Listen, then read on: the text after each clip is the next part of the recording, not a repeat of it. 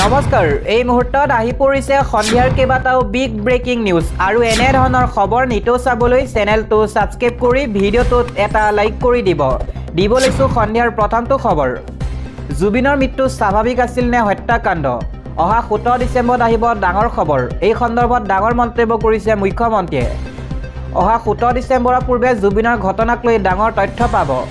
অসমৰ মানুহে বহুত নজনা কথা জানিব এনেদৰে এটা মন্তব্য কৰিছে মুখ্যমন্ত্ৰী হিমন্ত বিশ্ব শৰ্মাই মুখ্যমন্ত্ৰী হিমন্ত বিশ্ব শৰ্মাই কৈছে মই ৰাজ্যৰ গৃহমন্ত্ৰী মই গম পাবই লাগিব মই হত্যা বুলি কোৱাৰ বাবে মোক একাংশই জুকাই থাকে তেওঁলোকৰো মুখত চুন পৰিব সিএমএ হত্যা শব্দটো লাইভত কিয় কয় বুলি জুকাইছিল মুখ্যমন্ত্ৰীয়ে যি কয় ভাবি চিন্তিহে কয় এটা কথাও মুখ্যমন্ত্ৰীয়ে ওপৰুৱাকৈ নকয় পুনৰ জুবিনৰ মৃত্যুক লৈ মুখ্যমন্ত্ৰী হিমন্ত বিশ্ব শৰ্মাই এনেদৰে ডাঙৰ মন্তব্য কৰিছে দিবলৈছো আন এটা খবৰ ৰাজ্যত বৃহৎ উচ্ছেদৰ ইংগিত দিলে মুখ্যমন্ত্ৰী হিমন্ত বিশ্ব শৰ্মাই মিয়াৰ সৈতে মোৰ সংঘাত চলিয়েই থাকিব উচ্ছেদ বন্ধ নহয় ৰাজ্যত সন্দেহজনক লোকৰ ঘৰত পুনৰ চলিব বুলডোজাৰ জুবিনৰ ন্যায় এফালে আৰু উচ্ছেদ এফালে জুবিনৰ ন্যায় প্ৰদান কৰা হ'ব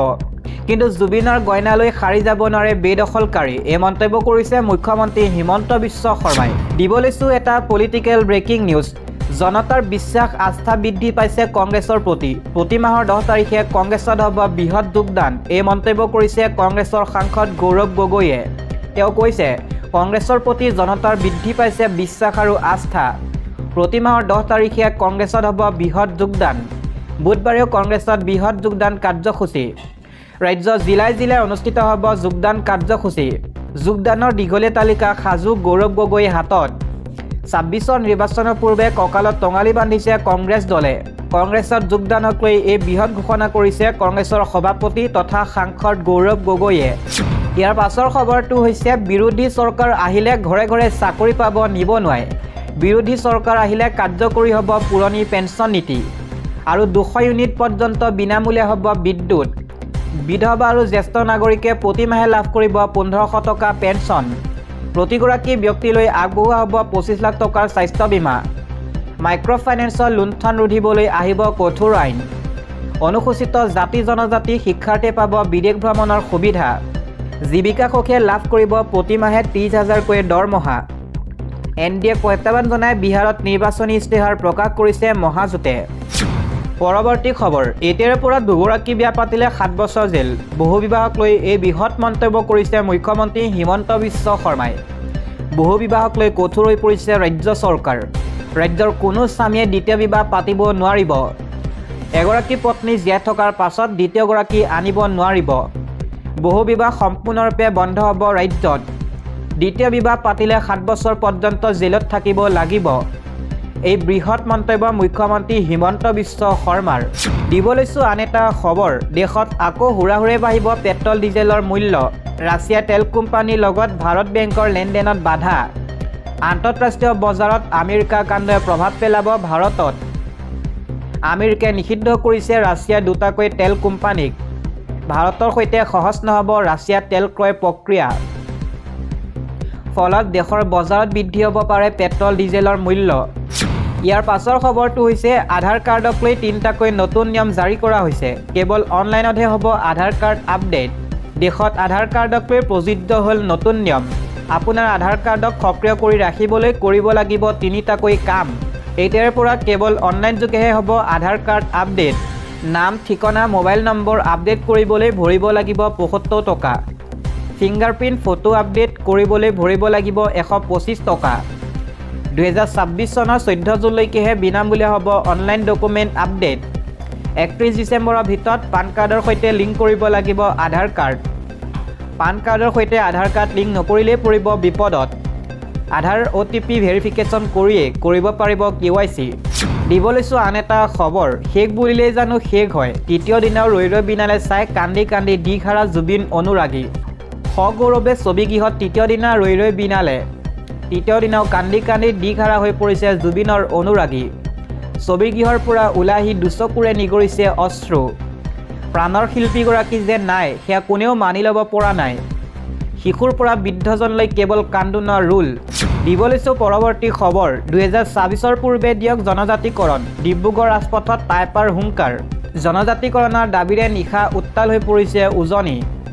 চৰকাৰক এই হুংকাৰ দি জোৰ লৈ ওলাই আহিল শ শ ৰাইজ জনজাতিকৰণ নিদিলেই চৰকাৰে পৰিণাম ভুগিব লাগিব 2024 পূৰ্বে চৰকাৰে দিয়ক জনজাতিকৰণ নিশা টাই আহোম জনগোষ্ঠীয়ে কপালে ডিব্ৰুগড় ৰাজপথ এইবাৰ চৰকাৰে ললিপপ দিলে সহ্য কৰা নহ'ব জনজাতিকৰণ নিদিলে 2024ত চৰকাৰক ওফৰে পেলোৱাৰো হুংকাৰ প্ৰদান কৰিছে টাই আহোমে দিব লৈছো আন এটা খবৰ বিলাসিত সেনাৰ মুখ্য সচিব বিকাশ অসমৰ বিপদ বাঢ়িব আৰক্ষীয়ে পাইছে বহু বিস্ফোৰক তথ্য 1 নৱেম্বৰ 2025 শনিবাৰে দিছপুৰ থানাত আত্মসমৰ্পণ কৰা বিলাসিত সেনাৰ প্ৰাক্তন নেতা বিকাশ অসমক আজি CGM আদালতত হাজিৰ কৰোৱা হ'ব বিকাশ অসমক আৰক্ষীয়ে 10 দিনৰ জিম্মাত বিচৰা সম্ভাৱনা আছে ইফালে বিকাশ অসমৰ বিৰুদ্ধে বহু বিস্ফোৰক তথ্য দিছপুৰ আৰক্ষীয়ে লাভ কৰিছে বুলি এক সূত্ৰই সদৰি কৰিছে ৰাহুল মিশ্ৰক অপহৰণ কাণ্ডৰ সৈতে বিকাশ অসমৰ লিংক বিচাৰি পাইছে আৰক্ষীয়ে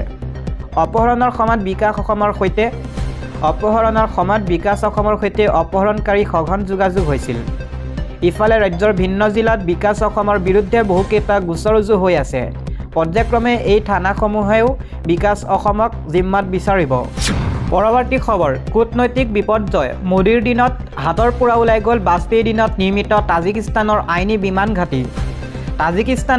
বিমান ঘাটি বিদেশৰ মাটিত ভাৰতৰ নিয়ন্ত্ৰণত থকা বিমান ঘাটি অটল বিহাৰী বাজপেয়ী চৰকাৰৰ দিনত আইনী নতুন দিল্লীৰ নিয়ন্ত্ৰণলৈ আহিছিল মধ্য এছিয়াত চীন আৰু ৰাছিয়াৰ প্ৰভাৱৰ প্ৰতি লক্ষ্য ৰাখি ভাৰতৰ এই পদক্ষেপ অতি তাৎপৰ্যপূৰ্ণ আছিল পাকিস্তান অধিকৃত কাশ্মীৰো এই অঞ্চলৰ ঢুকি পোৱা স্থানত আছে কিন্তু বাজপেয়ী যুগৰ সেই পদক্ষেপ মুখ থেকেচা খাই পৰিল নৰেন্দ্ৰ মোদী চৰকাৰ শাসনকালত প্ৰায় দুটা দশকৰ পাছত ভাৰতে তাজিকিস্তানৰ এই বিমান ঘাটিৰ পৰা আঁতৰি অহাৰ খবৰ আহিছে সূত্ৰ অনুসৰি তাজিকিস্তানে মূলত চীন আৰু ৰাছিয়াৰ হেঁচাত ভাৰতৰ সৈতে আইনী বিমান ঘাটিত চুক্তি নৱীকৰণ কৰিব বিচৰা নাই ফলত 2022 চনত ভাৰতে কৰ্মী আৰু খা সৰঞ্জাম খালী কৰা কাম আৰম্ভ কৰে এই বিষয়ত কূটনৈতিক আৰু কৌশলগত বিষয়ত মোদী চৰকাৰৰ ভূমিকাক লৈ বিৰোধীয়ে প্ৰশ্ন উত্থাপন কৰিছে এই সন্দৰ্ভত কংগ্ৰেছ নেতা জয়ৰাম ৰমেশে ছ'চিয়েল মিডিয়াত লিখিছে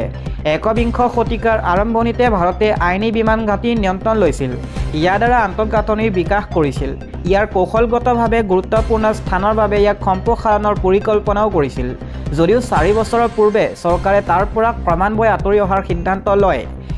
দেশৰ বাহিৰৰ একমাত্ৰ সামৰিক ঘাটিটোৰ পৰা আঁতৰি অহাৰ প্ৰক্ৰিয়াটো যেন সম্প্ৰতি সম্পূৰ্ণ হৈ পৰিছে কূটনৈতিক কৌশলৰ ক্ষেত্ৰত ভাৰতৰ বাবে এয়া আন এক বিপৰ্যয় প্ৰতিবেদন অনুসৰি সোভিয়েট ৰাছিয়াৰ পতনৰ পিছত ভাৰতে স্বাধীন তাজিকিস্তান